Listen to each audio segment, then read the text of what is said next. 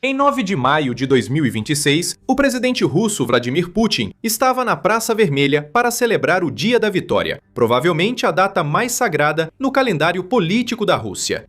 Mas a celebração do 81º aniversário da derrota da Alemanha nazista foi muito diferente dos anos anteriores. Para Putin, o desfile serve mais para exibir o poder militar e o alcance geopolítico da Rússia do que para comemorar. Essa parte foi importante porque a lista de convidados mostrava os países ainda alinhados à Rússia. Este ano, a resposta foi praticamente ninguém. O desfile em si durou apenas 45 minutos. Não houve tanques, lançadores de mísseis, nem blindados pesados passando pelo calçamento. Em vez disso, o desfile foi estritamente sobre soldados da Rússia marchando ao lado de ninguém menos que soldados da Coreia do Norte. A lista de chefes de Estado estrangeiros presentes também foi reduzida. Apenas o rei da Malásia, Sultão Ibrahim Iskandar, o presidente do Laos, Thongloun Sisoulith, o presidente do Cazaquistão, Kassym-Jomart Tokayev, o presidente do Uzbequistão, Shavkat Mirziyoyev, e o líder autoritário de Belarus, Alexander Lukashenko, participaram das festividades na capital russa. Enquanto isso, o premier da Eslováquia, Robert Fico, da União Europeia, visitou o memorial do túmulo do soldado desconhecido, perto do Kremlin, em vez de ir às festividades na Praça Vermelha. Apenas 3 anos antes, em 2023, todos os 5 presidentes da Ásia Central viajaram para Moscou para ficar ao lado de Putin. Eles fizeram isso novamente em 2024 e novamente em 2025. Em 2026, o primeiro-ministro armênio informou Putin com um mês de antecedência que estaria ocupado devido à campanha em seu país. Esses espaços vazios ao lado de Putin estão silenciosamente contando uma história que o Kremlin desesperadamente não quer que você veja. Enquanto o mundo foca na linha de frente na Ucrânia, uma catástrofe mais silenciosa e lenta ocorre pelas costas da Rússia. Um país após o outro, do Cáucaso à Ásia Central e aos Balcãs, está se afastando. A aliança que a Rússia levou 30 anos para construir está se desfazendo. É assim que Putin está perdendo seus últimos aliados e porque Moscou está começando a entrar em pânico. Vamos começar pela Armênia, porque a Armênia é a traição que Moscou nunca esperou. Durante décadas, a Armênia foi tão próxima da Rússia quanto um país poderia ser. Ela abrigava uma base militar russa, dependendo de Moscou para sua segurança. Ela também fazia parte da Organização do Tratado de Segurança Coletiva, ou OTSC, que era a resposta da Rússia à OTAN. Sua energia, seu comércio, sua própria sobrevivência pareciam estar ligados ao Kremlin. Se a Rússia tinha um aliado genuíno no sul do Cáucaso, era Yerevan. Então veio 2023.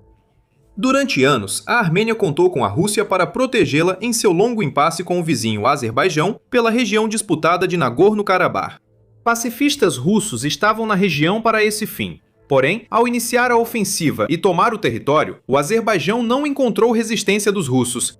Para milhões de armênios, isso pareceu abandono e contrariou diretamente os acordos que a Armênia assinou com a Rússia após se tornar independente. Esse foi o ponto de ruptura que fez a Armênia mudar de direção. Em fevereiro de 2024, Yerevan congelou sua participação na CSTO, a aliança que deveria ser seu escudo. Observe a terminologia: congelou. A Armênia não rompeu formalmente o tratado, mas deixou de participar, de pagar sua parte e, pior, de fingir que a aliança tem valor.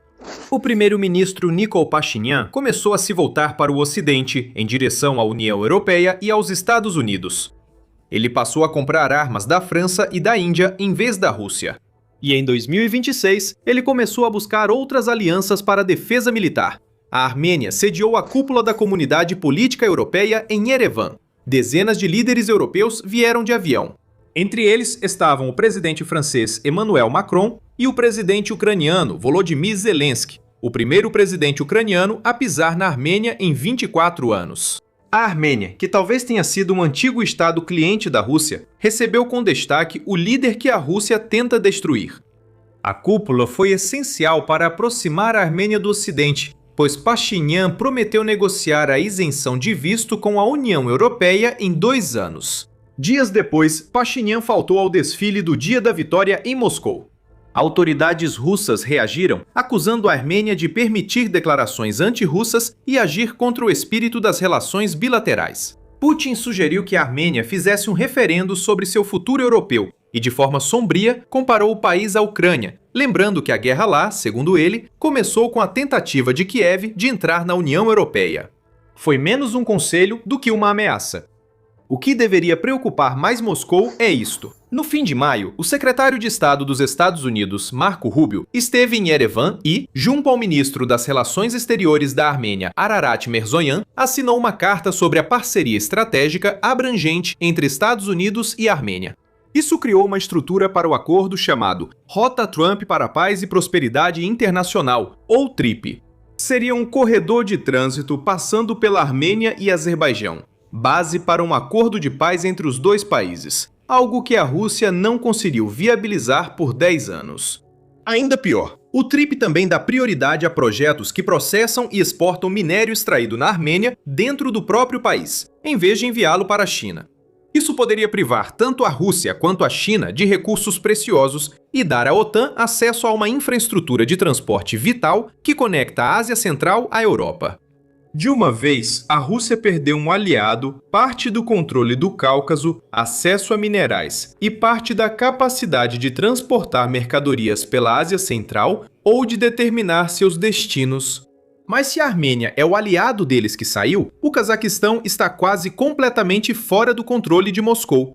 O Cazaquistão é o maior país da Ásia Central e tem a maior fronteira terrestre contínua do mundo com a Rússia.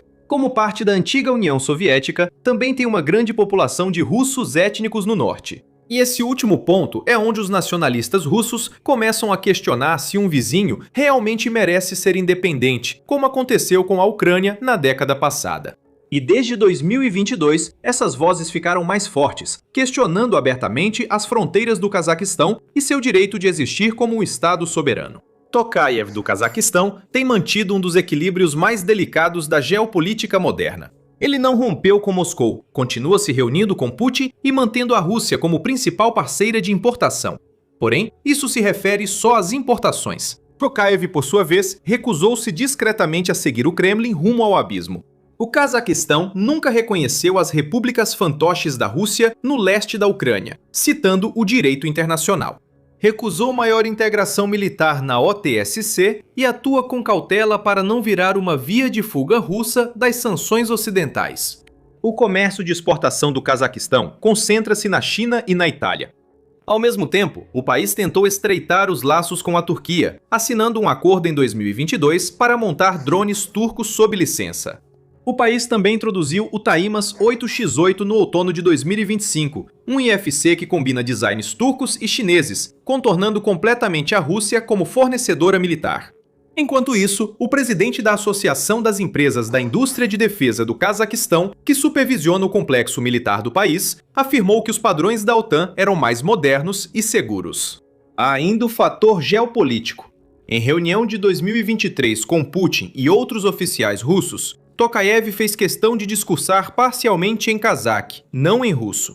Diante disso, a Rússia interrompeu de forma abrupta o envio de petróleo cazaque para a Alemanha pelo ramal norte do oleoduto Druzhba. Essa rota abastecia a refinaria estrategicamente crucial de Scout, que fornece combustível para Berlim e a região ao redor.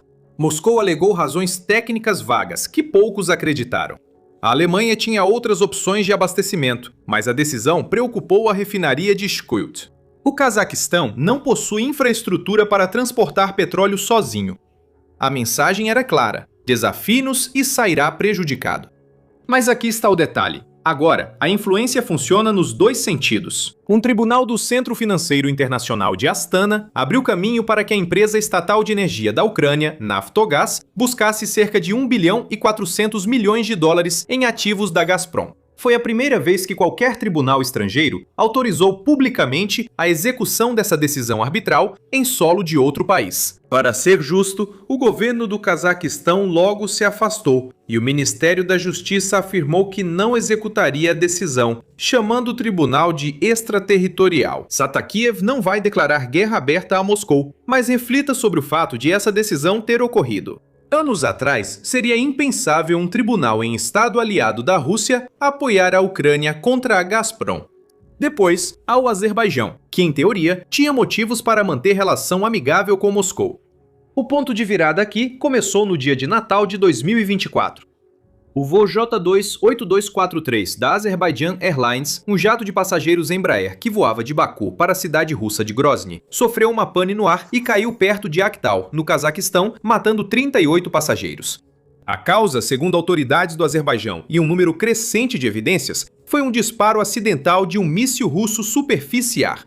O míssil foi disparado durante uma interceptação de drone sobre Grozny e explodiu perto da aeronave. O avião danificado teria até sido impedido de pousar em aeroportos russos e foi enviado através do Mar Cáspio, onde caiu. O presidente do Azerbaijão, Ilham Aliyev, acusou a Rússia de abater o avião e tentar encobrir o caso por dias.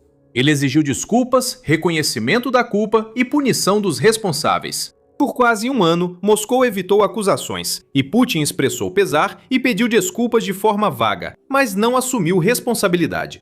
Isso foi até outubro de 2025, quando Putin finalmente admitiu, em uma reunião cara a cara com Aliyev, que as defesas aéreas russas eram as culpadas. O dano ao relacionamento já estava feito. Mas isso foi só o começo. Em junho de 2025, as forças de segurança russas invadiram as casas de azerbaijanos étnicos na cidade de Ekaterimburgo, detendo cerca de 50 pessoas em conexão com casos de assassinato de décadas atrás. 2 pessoas morreram sob custódia. Famílias e grupos de direitos humanos disseram que eles sofreram tortura com espancamentos e choques elétricos. A Rússia negou e atribuiu uma das mortes à insuficiência cardíaca. O Azerbaijão cancelou eventos culturais russos, retirou-se de uma reunião parlamentar em Moscou e foi exatamente isso que fez. Algo quase inédito para um suposto parceiro do Kremlin. A polícia do Azerbaijão invadiu os escritórios da Sputnik em Baku, prendeu jornalistas e acusou alguns de espionagem para a inteligência russa. Geopoliticamente, o Azerbaijão passou a apoiar a integridade territorial de Kiev, oferecendo ajuda humanitária e energética e recebendo Zelensky para discutir segurança e energia. Enquanto a Europa busca reduzir a dependência do gás russo, o Azerbaijão se torna elo-chave nos corredores energéticos que levam recursos da Ásia Central e do Cáspio aos mercados europeus. Essas rotas contornam completamente a Rússia, algo que a Rússia anteriormente usava como forma de influência sobre a região. A partir daqui, precisamos seguir para o oeste, mas antes disso, certifique-se de que você está inscrito no The Military Show. Nós fazemos vídeos diários que acompanham as notícias em geopolítica. Retomando as alianças fracassadas da Rússia, o primeiro país ocidental que visitaremos é a Moldávia. Por décadas, o lêmure da Rússia na Moldávia foi a Transnistria, estreita faixa separatista na fronteira com a Ucrânia, ocupada por tropas russas desde os anos 1990 e sustentada por Moscou. O conflito congelado garantiu ao Kremlin presença permanente e manteve a Moldávia instável e distante do Ocidente. Veja, a Moldávia tenta avançar na adesão à União Europeia, mas a União Europeia é cautelosa com países sem controle total do território. Exemplo, Chipre entrou na União Europeia, mas a lei da União Europeia não vale no território do norte, sob controle da Turquia. A União Europeia propôs à Moldávia o mesmo modelo, mas agora pode exigir a resolução total da questão da Transnistria antes de avançar nas negociações de adesão. Então, a Moldávia mudou o jogo. Ao invés de negociações intermináveis sobre o status especial da Transnistria, o governo em Chisinau adotou uma estratégia silenciosa de reintegração. Ele retirou os privilégios fiscais e aduaneiros das empresas transnistrianas e integrou gradualmente a região ao sistema econômico e jurídico da Moldávia. E a União Europeia está apoiando essa abordagem. A chefe de política externa da União Europeia, Kaja Kallas, afirmou que a retirada das tropas russas da Transnistria deve ser exigida pela Europa em relação a Moscou. Para o Kremlin, isso é um desastre em câmera lenta. Autoridades moldavas e europeias acusaram a Rússia de tentar interferir nas eleições parlamentares de 2025 na Moldávia. Então, a presidente pró-europeia Maia Sandu e seus aliados resistiram. Moscou voltou ao seu manual de tentar exercer pressão sobre os países por meios demográficos. Vladimir Putin assinou um decreto facilitando que residentes da Transnistria obtenham passaportes russos, eliminando requisitos de residência, idioma e história. É uma tática que a Rússia já usou antes na Ucrânia ocupada e nas regiões separatistas da Geórgia. Fabricam cidadãos, depois alegam o direito de protegê-los e enviam tropas. Mas desta vez há outro objetivo em jogo. O presidente da Moldávia alertou que o objetivo mais provável da nova onda de passaportização em massa não é proteção, mas recrutamento. Como cidadãos russos, transnistrianos podem ser recrutados e enviados à guerra na Ucrânia. E isso pode não ser algo que os cidadãos de lá realmente queiram. Na verdade, não existe uma única pesquisa confiável sobre a opinião da população em relação à guerra e a possibilidade de participar dela. A última pesquisa, feita em 2016 por um instituto pró-Rússia, tratou da adesão à Federação Russa, ou seja, juntar-se à Rússia. Nessa pesquisa, a população era esmagadoramente a favor da Rússia. Segundo Carnegie, quando os transnistrianos votam nas eleições da Moldávia, escolhem partidos pró-União Europeia. Então, nem sequer existe um consenso sobre para onde a região quer ir geopoliticamente. Isso provavelmente significa que há muito menos apoio para entrar em guerra na Ucrânia, o que quer dizer que todos esses esforços da Rússia seriam em vão. Mesmo assim, ao tentar essas táticas, busca evitar enviar sua população mais valiosa ao conflito, principalmente pessoas das grandes cidades protegidas dos efeitos da guerra. Por fim, dois aliados da Rússia na Europa permitiram sua influência econômica e geopolítica no continente: Hungria e Sérvia. A Hungria era, sem dúvida, o governo favorito de Putin na União Europeia. Sob Viktor Orbán, Budapeste atrasou sanções, bloqueou ajuda à Ucrânia e culpou Bruxelas, não Moscou. Sempre que a OTAN ou a União tentavam votar, a Hungria era um veto garantido em qualquer assunto relacionado à Rússia, atrasando projetos, se não os parando completamente. Essa era acabou. Em abril de 2026, Orbán perdeu após 16 anos no poder, quando seu partido Fidesz foi derrotado pelo partido Tisza de Péter Magyar, e Magyar assumiu o cargo em maio. Logo após assumir, seu governo começou a recolocar a Hungria no caminho principal da Europa. O governo retirou objeções ao pacote financeiro da União Europeia para a Ucrânia e chamou o embaixador russo após ataques em áreas de húngaros no oeste ucraniano. Magyar também declarou guerra à corrupção, focando nos sistemas do antigo governo Orbán. Ele chegou a tomar medidas para substituir o presidente do país, nomeado no governo Orbán. Geopoliticamente, a Hungria está reduzindo seus laços com a Rússia, iniciando pelas importações de petróleo e gás. Embora Magyar afirme que a Hungria não pode ser totalmente independente da Rússia, devido à energia russa ser a mais barata, ele sugeriu 2035 como prazo para buscar novas fontes. E há a Sérvia, talvez o caso mais revelador. Durante décadas, Moscou cultivou a imagem da Sérvia como uma nação irmã, ligada à Rússia por serem ambos ortodoxos e eslavos. A Sérvia mantinha fortes ressentimentos contra a OTAN e o Ocidente, que nunca foram resolvidos. Quando a guerra na Ucrânia começou, a Sérvia atuou dos dois lados, permitindo a entrada de russos sem visto e depois concedendo milhares de residências temporárias. No final de 2023, estimava-se que 200 mil russos estavam no país. E até 2025, 64 mil deles já tinham obtido permissões de residência para abrir seus próprios negócios e continuar suas vidas em um país que tem laços estreitos com a União Europeia. A Sérvia recusou-se a impor sanções a Moscou, citando suas experiências com sanções após a dissolução da Iugoslávia, em vez de apenas não se alinhar à União Europeia e à OTAN. Até esse vínculo está se desgastando. A União Europeia criticou a aparente postura pró-Rússia, chegando até a ameaçar impor restrições de visto ao país caso não diminua a aceitação de cidadãos russos. Em entrevista ao Político durante uma cúpula de segurança em Praga, a presidente do parlamento sérvio e ex-primeira-ministra Ana Brnabić foi questionada se a Sérvia pode continuar alegando laços de irmandade com Putin enquanto busca entrar na União Europeia.